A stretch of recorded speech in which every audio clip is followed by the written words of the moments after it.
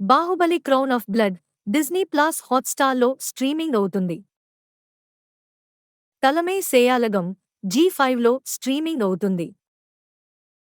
Mayapetika ETV విన్‌లో streaming అవుతుంది. విద్యవాసుల అహం ఆహాలో స్ట్రీమింగ్ అవుతుంది. పంచాయత్ మే 28న అమెజాన్ ప్రైమ్‌లో స్ట్రీమింగ్ కానుంది. జర హట్కే జర బచ్కే జియో సినిమాలో స్ట్రీమింగ్ అవుతుంది.